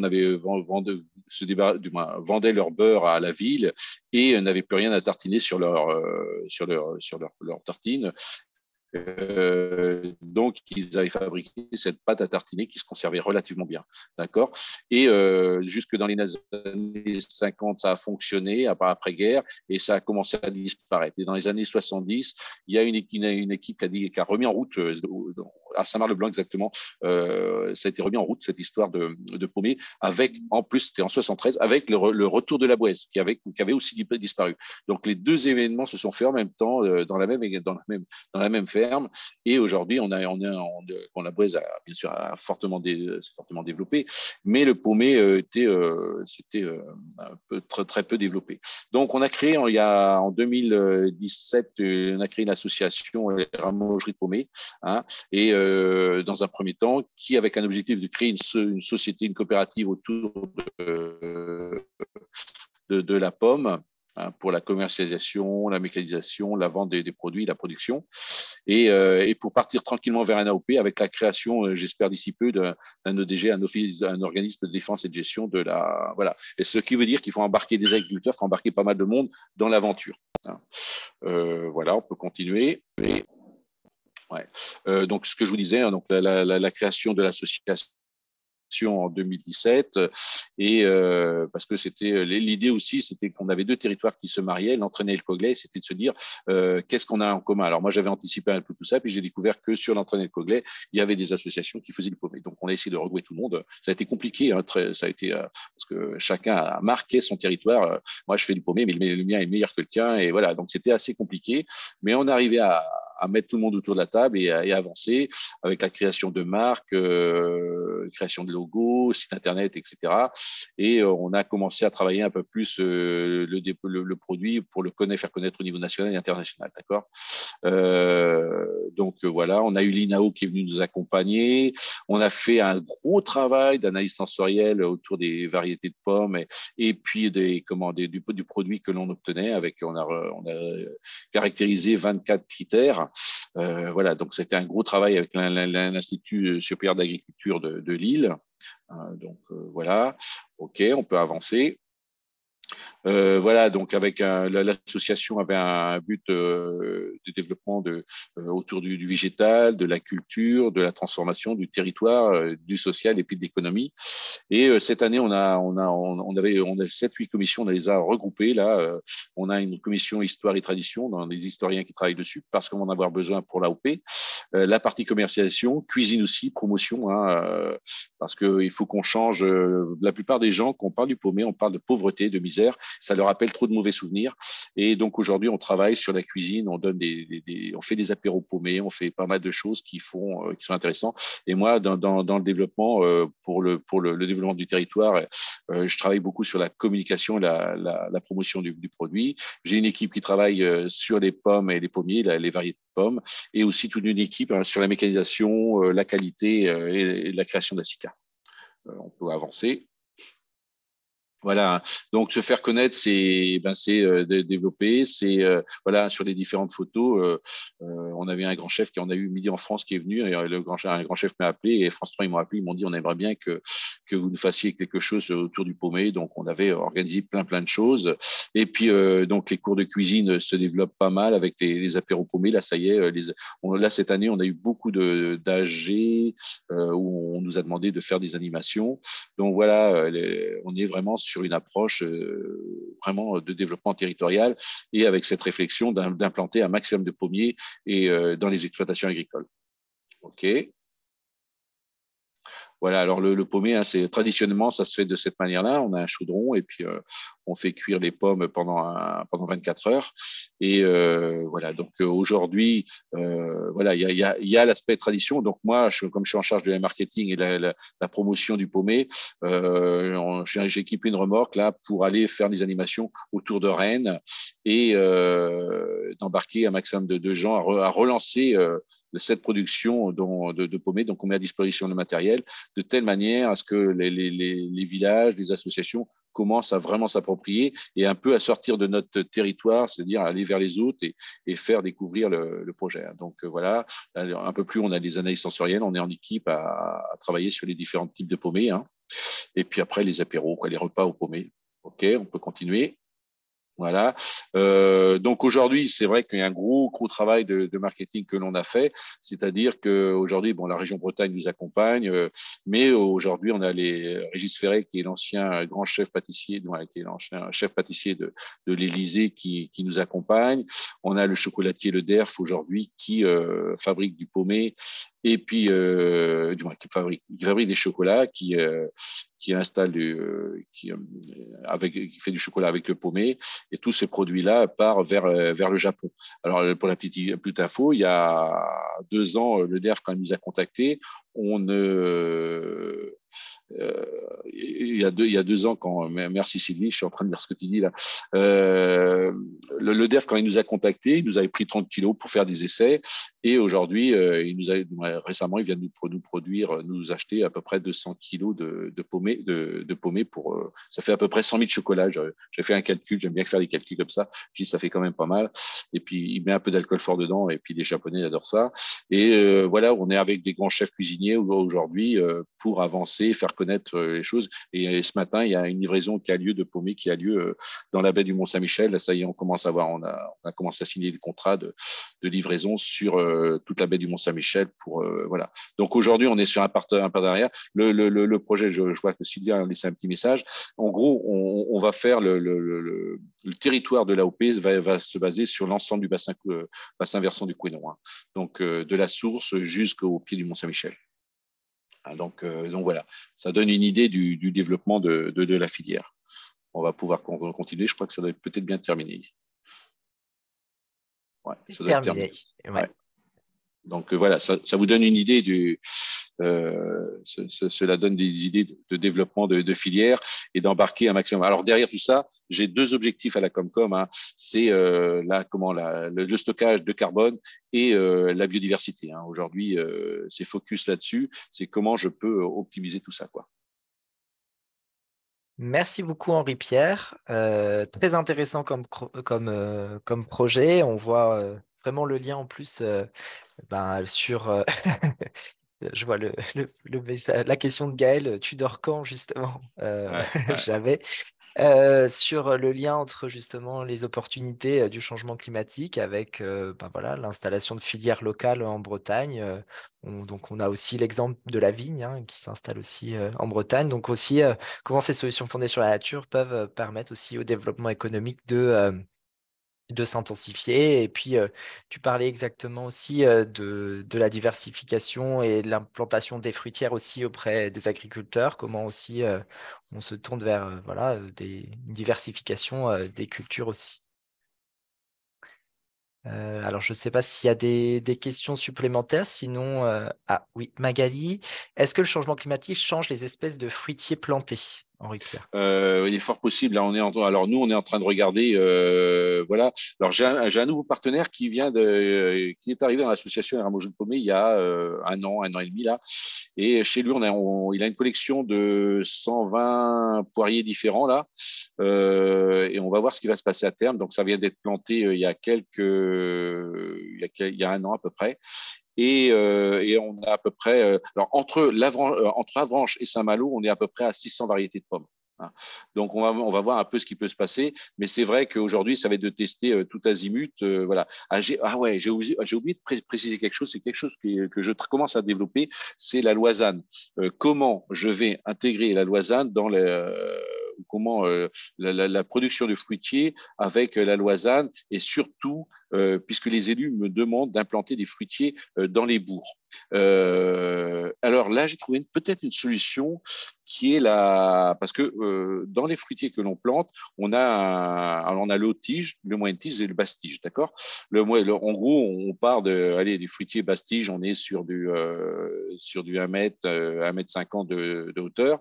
Du haut-tige, on va passer à 7-8 mètres de hauteur, d'accord, avec des points de greffe qui vont se situer autour de 2 mètres, 1,80 m, 2 mètres. Et dans le cadre de notre AOP, moi j'ai commencé à travailler le cahier des charges, on sera autour de 10 mètres, un arbre pour 100 mètres carrés, 10 mètres entre les arbres. Sauf que les gens me demandent des fruitiers dans les lotissements, etc. Et là, j'ai trouvé qu'un partenaire sur Saint-James, lui, qui a quelque chose d'assez intéressant, c'est qu'il fait ce qu'on appelle du verger en colonnaire. C'est-à-dire qu'on est sur un fruitier qui va faire 1,50 m, 2 mètres de haut, qui ne va pas faire de branches. C'est-à-dire qu'on va l'implanter tous les 50 cm. Et les fruitiers, on va les implanter tous les 50 cm. On va avoir à peu près une trentaine de fruits par arbre, mais avec cette particularité d'avoir des fruitiers très serrés, et on peut avoir une diversité de pommes et de fruits relativement intéressants.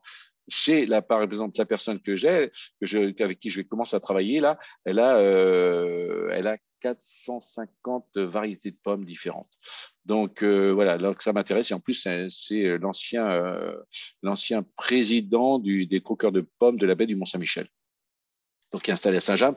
Donc voilà, on est vraiment en train de réfléchir vraiment pour les variétés. C'est vrai que on va voir ce qui va s'adapter. Nous, pour l'instant, on voit que ça passe chez nous parce que quand je vois les producteurs de pommes et on voit les producteurs de pommes du sud qui commencent à s'inquiéter et qui nous appellent. Voilà, nous, pour l'instant, on passe, mais le fait de ne pas avoir des variétés, parce qu'en gros, la production de pommes en France, on tourne autour de 5 variétés de pommes. Hein. Donc voilà, au niveau national. Là, quand je vous dis que la Bretagne, on estime à peu près 2000 variétés de pommes, on a de quoi faire, voilà. Donc voilà, c'est pour ça qu'aujourd'hui, pour l'instant, ça passe, on continue et on regardera et on s'adaptera. De toute façon, c'est ça. Hein. Je vois en termes de maladies, est-ce qu'il y a des nouvelles maladies? Non, pas spécialement. On n'a pas, voilà. Mais nous, on reste sur du verger bio et du fait d'avoir une diversité de pommes dans les vergers et en plus on installe on a une gestion durable de l'espace, voilà, de l'espace du verger, du pommier, on va quand même certainement diminuer les maladies. Quoi. Bon, par contre, on a toujours la problématique du chancre, et c'est vrai que quand on fait les entretiens de fruitiers, moi, j'ai toujours mon matériel de désinfection, c'est-à-dire qu'à chaque fois que je change d'arbre, je nettoie mon matériel. Merci Henri-Pierre. On a pris un petit peu de retard, mais on a commencé en retard. Donc, Johanna, je vais te laisser terminer ce webinaire avec ta présentation. Donc, merci à toi d'être avec nous pour nous montrer ce qui se passe dans d'autres régions. Et voilà, je te laisse dérouler ta présentation. Merci. Merci. Avant de démarrer, je vraiment voudrais remercier l'invitation et aussi la présentation de ces 2 derniers projets très, très intéressants. Les plus proches à moi, c'est lesquels de Sébastien. Vraiment bravo pour ces réussites. C'est un sujet très passionnant. Donc, merci pour ça. Et on change vraiment de contexte. On va surtout sur les contextes urbains et aussi sur à notre côté de la France. Je vais vous présenter aujourd'hui le projet des arbres de pluie. C'est un projet qui a démarré en 2021, qui a, avec la conception de ces projets et qui est arrivé à un déploiement en 2022. Donc, en gros, ici, il y a les 3 étapes. Donc, on a démarré avec la conception du concept, de comment on va l'installer, de comment on va mettre en place cette stratégie de désimperméabilisation et d'infiltration des eaux de ruissellement. Pour cette étape, en début 2021, on a associé les différents services techniques parce que déjà, on savait que les problèmes de filtration pour les eaux de ruissellement, ce n'est pas vraiment technique, c'est vraiment un changement de paradigme. Donc, on a associé des services de la voirie, des patrimoines végétaux, qui sont les services qui sont chargés d'étudier les espaces des arbres d'alignement. Et bien sûr, la direction de l'eau et les services d'écologie. Après, avec un travail transversal, on est arrivé à la réalisation d'un premier site d'expérimentation et à faire un suivi de cette site. Donc, on a eu à ce moment une communication à grand public, on a aussi la participation des citoyens pour la plantation de la strate basse des espaces. On a eu un engagement politique plus fort qui nous a aidé aussi après pour la 3e étape, que c'est le déploiement. Et on a commencé aussi à travailler du côté recherche avec des bureaux d'études d'université et surtout avec les RM et l'AFB pour trouver des indicateurs de suivi. Et finalement, donc, on est arrivé en 2022 à le déploiement à travers l'évaluation d'un livret technique qui a été bien communiqué et qui est comment l'intervenant précédent disait, la communication, c'était clé. Donc, l'AFB, à travers les projets Life Artisan, a joué un rôle très important, que c'est la communication au niveau national. Donc, avant de démarrer sur qu'est-ce que c'est les arbres de pluie, je voudrais vraiment qu'on a quelque chose de clair, c'est que chaque solution doit être adaptée à un besoin spécifique. Donc, ici à la métropole, nous avons un zonage pluvial, donc on a des stratégies pour chaque type de pluie. Donc, pour les pluies faibles et très fréquentes, donc, on a une infiltration obligatoire des premières 15 mm. Et pour les pluies moyennes à fortes, donc, on a différentes stratégies. Et finalement, pour les pluies extrêmes, l'idée, c'est de laisser les livres et les axes d'écoulement. Donc, pour chaque type de pluie, on a des structures poreuses, tranchées d'infiltration, nous, bassins, parmi d'autres solutions à la source. Donc, l'idée, c'est vraiment qu'on arrive à réduire les problèmes des inondations et qu'on arrive à infiltrer la plupart des pluies qui tombent.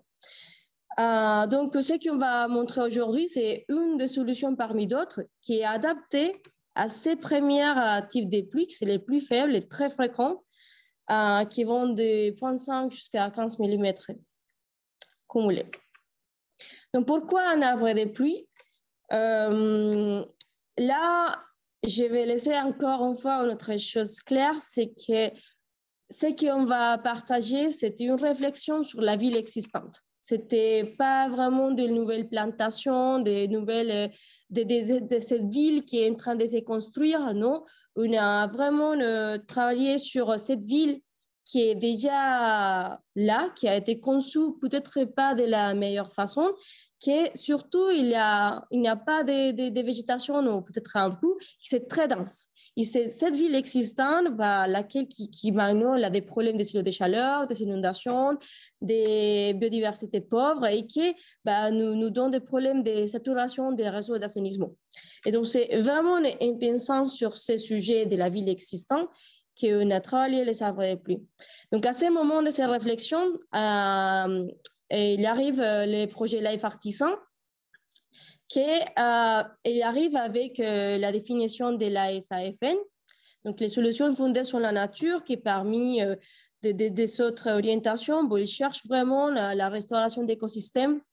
Et l'idée de ces restaurations, c'est d'avoir ces services écosystémiques qui peut-être on a perdu. Donc, l'idée de tout ça, c'est effectivement de nous adapter au changement climatique.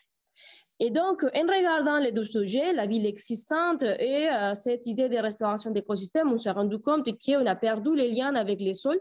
Et c'est vraiment à travers les sols, c'est les meilleurs moyens d'infiltration qu'on va s'en sortir. Et donc, ce qu'on a cherché, c'est où dans la ville existante, on peut retrouver ces liens avec les sols. Et donc, c'est à travers de ces éléments de l'architecture urbaine qu'on trouve partout. Et c'est les fosses d'arbres d'alignement, surtout les fosses d'arbres unitaires. Parce que dans ces espaces, on a l'opportunité, pas seulement d'infiltrer d'eau, mais de mobiliser différents acteurs pour changer ces paradigmes et commencer à voir l'eau des pluies comme une ressource et pas comme un déchet. C'est ça qu'on trouve maintenant avec nos systèmes d'assainissement qui essayent d'évacuer le plus rapidement la pluie qui tombe. Et donc, à travers de ces réflexions, on est arrivé au concept des arbres de pluie en tant que SAFN. Donc, qu'est-ce que c'est un arbre de pluie? Donc, un arbre de pluie, c'est un arbre dont la fosse de plantation a été pensée et dimensionnée pour gérer une partie des eaux de ruissellement, favoriser le développement de l'arbre et la biodiversité, y compris celle du sol. Donc, en gros, comme j'ai dit, c'est la restauration d'un écosystème. Donc, pour en faire, nous avons identifié 4 points à suivre. Donc, le premier, c'est l'agrandissement de la fosse d'arbre à 10 mètres carrés de surface perméable et minimum, sachant que c'est obligatoire à ce moment, et c'est ce qu'on voit vraiment partout, c'est à une surface de 4 mètres carrés autour des arbres. Donc, c'est vraiment très, très, très limité. Par contre, on s'est rendu compte que tout autour de cette fosse d'arbres de 4 mètres carrés, il y a un fort potentiel de désimperméabilisation qu'on va utiliser parce qu'il n'y a pas de sous-sache autour de ces espaces. Après, il y a un tranchée d'infiltration qui travaille comme une sonde de stockage qui est construite en gravier concassé. Il y a un entrée dégagé en pente. Donc, ces 12 éléments, les 3, en fait, ils vont travailler pour accueillir l'eau qui arrive en grande quantité et aussi en vitesse forte. Et donc, l'idée, c'est que cette entrée, il soit en pente pour favoriser ces changements d'inertie de l'eau qui commence à se former une fois qu'il y a un hauteur d'eau, de ruissellement.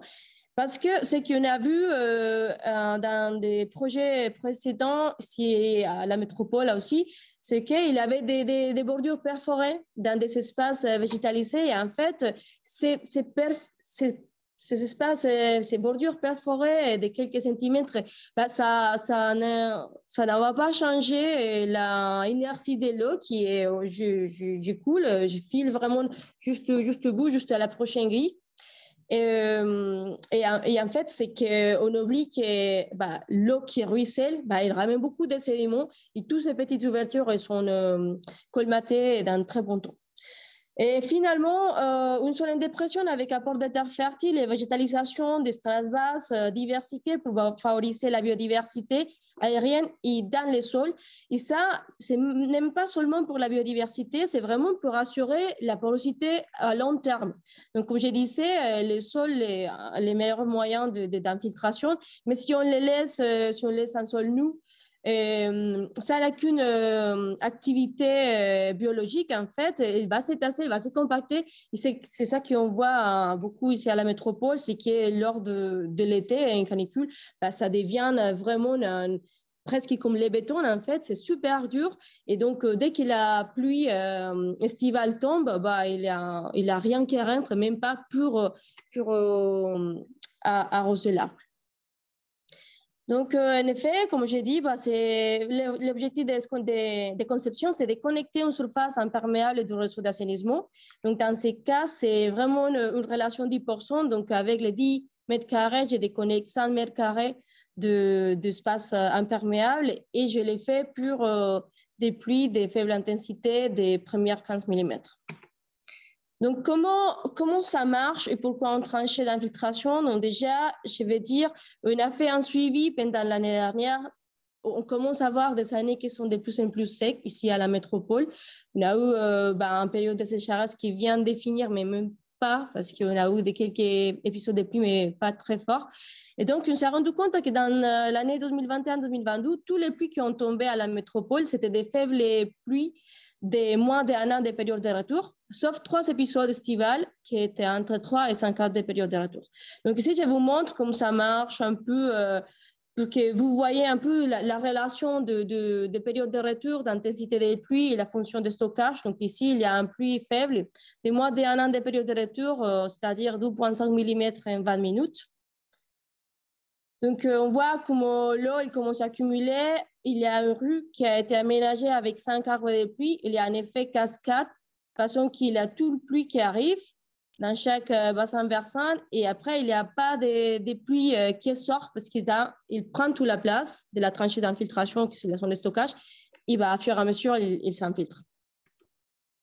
Donc, nous avons, pour faciliter le déploiement, donc une fois que nous avons travaillé les sites d'expérimentation, nous avons montré que ça marchait pour plusieurs de services écosystémiques qu'on avait ciblés. Et on a travaillé la partie des déploiements. Donc, on a travaillé sur un livret technique qui a été livré et diffusé en août 2022. Donc, qui montrait un peu des coupes, un peu des préconisations pour les aménagements urbains. Donc, ici, on voit ce que j'avais expliqué tout à l'heure, la zone de stockage, la différence altimétrique pour favoriser l'écoulement d'eau vers l'espace vert. Et après cette diffusion, on s'est rendu compte qu'il y a un changement aussi des types d'aménagement à la métropole, parce que maintenant, il y a un fort intérêt à végétaliser, comme dans plusieurs villes. Et donc, les fosses de plantation unitaire, ils commencent à être très rares, c'est que c'est très positif. Et donc, on commence à avoir des fosses de plantation continues. Et dans ces fosses de plantation, on a les cas que la surface perméable est supérieure de 30% du bassin versant que je vais déconnecter. Et donc, dans ces cas, on n'a pas vraiment besoin de faire des tranchées d'infiltration si profondes. Et dans ces cas, on a vraiment seulement besoin de faire une dépression de 10 à 20 cm de profondeur entre les arbres. Donc, encore une fois, on travaille sur des arbres existants. C'est le réaménagement d'une rue. Ce qui c'était intéressant ici, c'est qu'à partir d'un projet d'expérimentation, qui c'était le quai de la rue Vouvant dans le 6e arrondissement de la ville de Lyon, nous avons arrivé à changer ces paradigmes, c'est-à-dire à mettre ensemble tous les envies et les objectifs de végétalisation de la ville et les objectifs d'infiltration à la source qui portait la direction de l'eau pour soulager déjà les réseaux d'assainissement qui, à la fin, travailler vers l'amélioration de la qualité de nos cours d'eau parce qu'ils sont fortement impactés chaque fois qu'il y a un besoin de déversoir d'orage. Donc, nous avons à ce moment plusieurs rues. Ici, je vous montre quelques rues vraiment intéressantes parce qu'avec dans ces rues, surtout Vouvant et Jean-Baptiste Saint-Georges, que c'est plutôt en zone périurbaine, dans cela, on a eu l'opportunité de pas seulement faire l'aménagement, donc vous voyez ici les changements dans chaque cas, mais c'était plutôt d'intégrer les citoyens pour faire ces liens avec la végétalisation de leur espace et aussi faire ces liens avec les cycles de l'eau. Donc ici, on a eu la dernière plantation de stade basse dans une rue qui nous a permis de déconnecter 1000 mètres carrés. Et on l'a fait à travers avec l'école des Cousson d'Or, que c'était la ville où nous avons fait les travaux. Donc, c'était vraiment super intéressant. On l'a fait cette semaine, donc c'est pour ça que je partage. Et comme j'avais dit, nous avons fait pas seulement les aménagements, mais on a envie de faire les suivis parce que les projets Life Artisan nous financent la partie expérimentation, mais aussi nous motive à faire un suivi pour démontrer que ces solutions d'adaptation pour la nature, ils marchent, ils font vraiment, ils jouent un rôle très important sur l'adaptation au changement climatique dans les contextes urbains. Et donc ici, nous avons mesuré, nous avons installé 3 types de capteurs. Donc les premières, c'est les capteurs de surverse, c'est installé en amont et en aval de mon bassin versant, c'est vraiment la rue, parce qu'il y a une différence de pente et à la fin, j'ai la grille d'assainissement.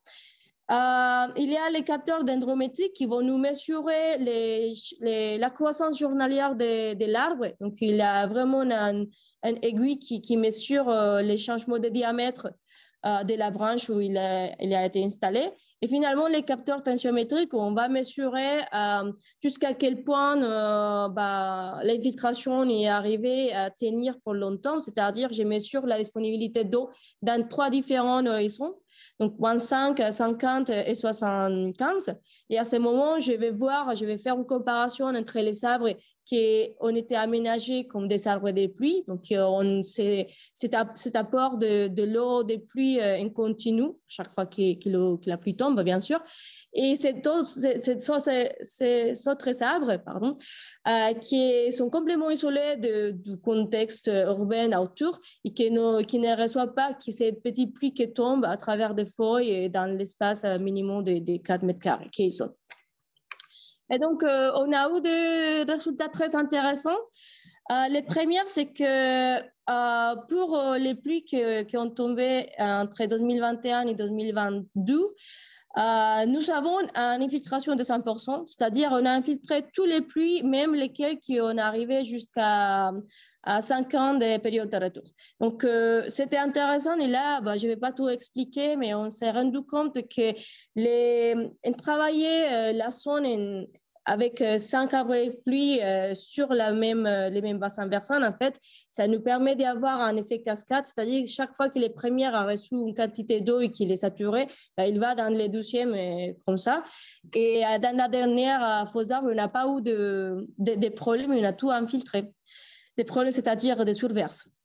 On s'est rendu compte aussi que la différence d'infiltration entre un sol sec et un sol humide, c'est-à-dire en pleine sortie des printemps, que c'était un printemps très, très sec, et dans le milieu de l'été, qui a été un été bien humide, en fait, on s'est rendu compte qu'on infiltrait 2 fois plus vite. Donc, c'était des retours qui nous ont permis aussi de partager et de communiquer avec les mêmes vocabulaires et avec les mêmes enjeux avec des autres services techniques qui sont des intervenants dans l'aménagement de ces espaces publics. Et finalement, nous avons aussi donc, la mesure de la microdendrométrie. Donc, ce que nous avons évalué là, c'était la différence entre un arbre de pluie et un arbre témoin, qu'on appelle, ce que j'expliquais tout à l'heure. Et on s'est rendu compte que juste avant de l'aménagement, on voyait que les 12 arbres se comportaient pareil, en fait, donc on pourrait faire une bonne comparaison. L'aménagement a été fini en novembre 2021, par ici. Après, il y a eu tous les repos des végétaux d'hiver. Et après, dès qu'il commence le débordement, en fait, on voit une croissance très, très importante pour l'arbre des pluies en comparaison à l'arbre témoin. Et on voit qu'il a une double croissance dans les mêmes périodes de temps. Et c'est que c'est pas une relation directe, mais cela nous permet de montrer qu'il y a aussi une augmentation de l'évapotranspiration, ce qui joue un rôle un rôle climatique pour les silos de chaleur. Mais cela aussi nous montre qu'il y a un travail plus important de biologique dans l'arbre. Et finalement, nous avons fait une étude de biodiversité, mais bon, c'était un état des lieux parce que c'est des aménagements qui sont très récents. Donc, on a mesuré seulement à 5 mois après. Et on a eu effectivement une présence des insectes pollinisateurs très, très, très important par rapport à les arbres témoins. Mais c'est définitivement grâce à cette diversité des strates basses que nous avons mis surtout l'utilisation des végétaux locaux et qui attirent les pollinisateurs. C'est ça, on continuera à faire des suivis cette année. On continue à faire un déploiement dans différentes communes. Donc, encore une fois, comme j'ai dit au début, cette communication à niveau national du livret technique nous a permis d'arriver à différentes communes et d'avoir des retours d'expérience. Ça nous a permis aussi d'avoir plusieurs personnes qui sont intéressées et on commence à voir la possibilité d'avoir un retour d'expérience plus intéressant. Et voilà, à ce moment, on continue et c'est notre travail qu'on a fait les dernières 12 années. Super, merci beaucoup Johanna pour cette présentation très illustrée et je peux vous dire que c'est hyper chouette aussi de le voir en vrai. Donc si vous avez l'occasion d'aller à Lyon, vous allez faire un petit tour. Il y a une question de Gaël pour toi, Johanna. Est-ce qu'il y a un impact sur la politique d'arrosage de la ville, donc moins d'arrosage nécessaire? Et est-ce qu'il n'y a pas d'accumulation de particules lourdes dans le sol autour des arbres de pluie? Donc, pour la première, sachant que la ville, il n'arrose pas après 2 ou 3 ans que la plantation a été faite. Donc, c'est seulement pour une fois qu'on fait la plantation, on fait un suivi des 2 ou 3 ans, max. Et après, il n'y a plus d'arrosage. Donc, sachant qu'on travaillait sur la ville existante, ça ne change pas vraiment l'arrosage qui n'est pas fait. Et sur la deuxième question, donc, on a fait un suivi effectivement de la terre qu'on a apporté pour faire les aménagements, pour remplir les nouvelles zones perméables. Et on a fait un autre échantillon, on a pris un échantillon l'année suivante, donc juste fin d'année dernière. Mais à ce moment, on n'a pas vraiment des conclusions, c'est-à-dire il y a des diminutions, d'augmentation dans différents paramètres. On a mesuré des hydrocarbures, des métaux. Et ça nous manque encore une année de suivi pour vraiment avoir une vision qui nous permet de conclure quelque chose et qui nous permet de dire qu'en fait, ce qu'on est en train de voir est vraiment lié à l'aménagement et à l'apport de ruissellement et pas vraiment lié à des autres éléments concernant l'aménagement et la terre, l'origine de la terre. Merci beaucoup. Alors, on vous laisse s'il y a encore quelques questions. Sinon, on arrive au bout. Désolé pour le petit temps de dépassement. Charlotte, je ne sais pas si tu veux, peut-être pour la suite, on transmettra les supports et puis le replay du webinaire. Oui, bien sûr, le webinaire a été enregistré, donc je vous l'enverrai avec les diaporamas. Donc les intervenants, merci déjà pour vos interventions et n'hésitez pas à me transmettre également vos diaporamas. Comme ça, je le diffuserai au réseau. Merci beaucoup. Il n'y a pas d'autres questions. Donc, je propose... C'est la philosophie des solutions fondées sur la nature, Gaël. C'est l'objectif, justement, voilà, de montrer que les solutions existent et qu'on peut faire de belles choses. En tout cas, merci aux intervenants pour leur présentation très éclairée.